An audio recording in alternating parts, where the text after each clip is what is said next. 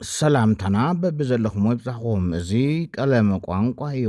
ዜናታት ዘሰዓት እንሆ ብፈለማ ኣርእስተ ዜና። ኣሜሪካ ዜጋታታ ናብ 5 ክልላት ኢትዮጵያ ኸይገሹ ኣጠንቂቓ። ኣብ መንጎ ክልላት ትግራይን ኣምሓራን ዘሳሕቡ ከባብታት መረፃ ምክያድ ዘጠራጥር ምዃኑ ተገሊጹ። ኢሚራት ዓረብ ግዳይ መጥቃዕቲ ኢራን ምዃና ንኢትዮጵያ ሮፍታ ሂበው ኣሎ። ኣብ መንጎ ኢትዮጵያ ኤርትራን ትግራይን ክውላዕ ተሓሲቡ ዝነበረ ኩናት እውን ሃዲኡ ኣሎ ተባሂሉ ዝርዝር ኣለና። ዓባይ ብሪጣንያ መጻብቦ ሆርሙዝ ዳግማይ ንምኽፋት ዝዓለመ ዘተ ከተእንግድያ ተባሂሉ። ንሎሚ ናይ ዚዮምን ካልኦትን ዜናታት ሒዝናልኩም ኣለና። ሰናይ ምክትታል። ኣሜሪካ ዜጋታታ ናብ 5 ክልላት ኢትዮጵያ ኸይገሹ ኣጠንቂቓ። ሚኒስትሪ ጉዳያት ወፃኢ ኣሜሪካ ዜጋታቱ ናብ ክልላት ትግራይ፣ ኣምሓራ፣ ዓፋር፣ ጋምቤላን ቤንሻንጉል ጉሙዝን ከይገሹ ኣጠንቂቑሎም። ሚኒስትሪ ጉዳያት ወፃኢ ኣሜሪካ ብ2 ሚያዝያ 2026 ኣብ ዘውፅኦ ዓለማዊ ኣማኻሪ ጉዕዞ ንኢትዮጵያ ብደረጃ 4 ዝፍለጥ ዝለዓለ ደረጃ ሓደጋ መገሻ ሂብዎ ኣሎ። ኣዲስ ኣበባ ብተዛማዲ ርጉእ ካብ ዝኾነሉ እዋን ኣብ ካልኦት ከባብታት እቲ ሃገር ስፍሕ ዝበለ ጎንፅታትን ዕግርግርን ይቐጽል ከም ዘሎ ገሊጹ። ብፍላይ ኣብ ትግራይ ናብ ዶባት ኤርትራ ዝግበር ጉዕዞ ከይተሓስብዎ ኢሉሎ ኤምባሲ ኣሜሪካ ኣብ ኢትዮጵያ ኣብ ዘስፈሮ ጽሑፍ። ኣብ መንጎ ክልላት ትግራይን ኣምሓራን ዘሳሕቡ ከባብታት መረፃ ምክያድ ዘጠራጥር ምዃኑ ተገሊጹ። መንጎ ክልላት ትግራይን ኣምሓራን ናይ ወሰን ይግባአን ሕቶ ዘለዎም መካታዕቲ ኣብ ዝኾኑ ከባብታት ሃገራዊ መረፃ ንምክያድ ከም ዘይሕስብን እቲ ኩነታት ዳርጋ ዘይከኣል ከም ዝኾነን ተገሊጹ። ብመሰረት ትካል ዜና ዋዜማ ካብ መንግስታዊ ምንጭታት ረኺቦየ ብዝበለ ሓበሬታ ኣብቶም ዘሳሓቡ ከባብታት መረፃ ይግበር እዩ ዝብል እምነት ወይ እውን ግምት ከም ዘየለ እቶም ምንጭታት ኣረጋጊጾም። እዞም ከባብታት ሕዚ እውን ኣብ ትሕቲ ጽኑዕ ወጥሪ ጸጥታን ፖለቲካን ዝርከቡ ብምዃኖም ሰላማውን ነፃን ፍትሓውን መረፃ ንምክያድ ዘኽእል ምቹው ባይታ ገና ከም ዘይተፈጠረዮ ተፈሊጡ። ብተወሳኺ እቶም ምንጭታት ከም ዝሓበርዎ ኣብዞም ከባብታት መረፃ ምክያድ ነቲ ዘሎ ወጥሪ መሊሱ ከየጋዶን ኣብቲ ከባቢ ዝርከብ ሰላም ከይስእንን ዓብዪ ስጋት ፈጢሩሎ።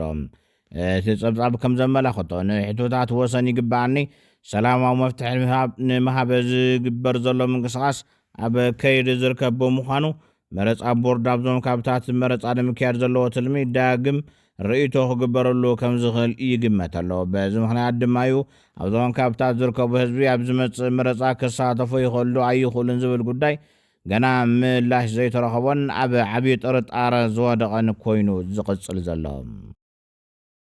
ኢሚራት ዓረብ ግዳይ መጥቃዕቲ ኢራን ምዃና ንኢትዮጵያ ሮፍታ ሂብዋ ኢሉ ጀዋር መሓመድ። እታ ንቀዳማይ ሚኒስትር ኣብይ ኣሕመድ ብምድጋፍ ብቐዳምነት እትጥቀስ ሃገር ሕቡራት ኢሚራት ዓረብ ብሰንኪ ኣብ ማእኸላይ ምብራቕ ተወሊዑ ዘሎ ኩናት ግዳይ መጥቃዕቲ ብምዃና ነቲ ኣብ መንጎ ኢትዮጵያን ትግራይን ኣንጸላልዩ ዝነበረ ደመና ኩናት ካሃድእ ገይርዎ እዩ ክብል ኣብ ዝቐረበ እዋን ምስ ርእዮት ሚድያ ኣብ ዘካየዶ ቃለ መሕትት ገሊጹ። እተን ንኩናት ቀርኒ ኣፍሪካ ዝምውላ ሃገራት ኣብ ናይ ባዕሎም ጉዳይ ተጸሚደን ምህላውን ዋጋ ነዳዲ ምውሳኹን ነቲ ኣብ ኢትዮጵያ ተሓሲቡ ዝነበረ ኩናት ንኽተርፍ ቀንዲ ምኽንያት ኮይኖም እዮም ዝበለ ጀዋር እቲ ኣብ ማእኸላይ ምብራቕ ተወሊዑ ዘሎ ግጭት ደው ምስ ዝብል ግን ሃዲኡ ዝነበረ ተበግሶታት ኩናት ኢትዮጵያ ናይ ምጅማር ተኽእሎ ልዑል ምዃኑ ኣመላኺቱ። እዚ ከምዚ ከሎ ጀነራላት ትግራይ ኣብታ ክልል ዝተኣረየ ወርቂ ምስ ኣብይ ኣሕመድ ተስማዕሚዖም ብኣዲስ ኣበባ እዮም ናብ ደገ ዝሰድዎ ኢሉ። እቲ ብኣስመራ ኣቢሉ እዩ ናብ ዱባይ ዝወፅእ ዝበሃል ወረ ሓሶት እዩ ዝበለ ጀዋር ብዝተወሰነ መልክዑ ብኣስመራ ይወፅእ ይኸውን እዩ፣ እቲ ዝበዝሕ ግን ብኣዲስ ኣበባ እዩ ዝወፅእ፣ ዋግኡ እውን ካብ ዱባይ ኣብ ኣዲስ ኣበባ እዩ ዝኸብር ኢሉ። ወሲኹ ድማ እቲ ኣብ ዝተፈላለዩ ቦታታት ኢትዮጵያ ዘጋጥም ዘሎ ቁልውላው ዘይሕጋዊ ንግዲ ክሰፍሕ ይገብር ከም ዘሎ ነቒፉ። ኣብይ ኣሕመድ ሓደ እዋን ግጭት ምህላው ይጠቕመና ምባሉ ዘዘኻኸረ ጀዋር ናይ ህልውና ስጋት ዘለዎ ማሕበረሰብ ብዛዕባ ልምዓት ዲሞክራሲ ሰናይ ምሕደራን ብልሽውናን ክሓትት ከም ዘይኽእል ገሊጹ። ሓለውቲ ዶባት ባሕሪ ኢጣልያ 19 ኣስከሬን ስደተኛታት ረኺቡ። ትካል ሓለውቲ ዶባት ባሕሪ ኢጣልያ ካብታ ስደተኛታት ጽዒና ኣብ ጸገም ዝወደቐት ጀልባ 19 ኣስከሬን ክረኽቡ ከለዉ 58 ድማ ከም ዘድሓኑ ኣብ ድምፂ ጀርመን ኣብ ዝዘርግሕዎ ሓበሬታ የረድእ። ካብቶም ግዳያት ሓደጋ ዝኾኑ ስደተኛታት መብዛሕትኦም ካብ ቀርኒ ኣፍሪካ ምዃኖም እውን ተፈሊጡ።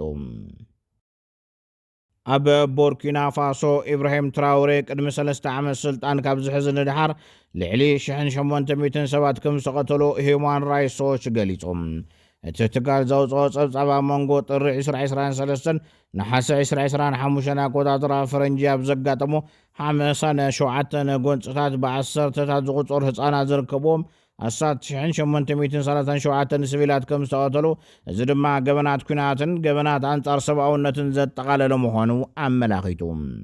ብተወሳኺ ፕሬዚደንት ትራውሬ ሓዊሱ 6 ላዕለዎት ወታደራዊ ኣዘዝትን ትእዛዝ ብምሃብ ብከቢድ ግህሰት ተሓተቱ ክኾኑ ይኽእሉ እዮም፣ ክምርመሩ ድማ ኣለዎም ኢሎም።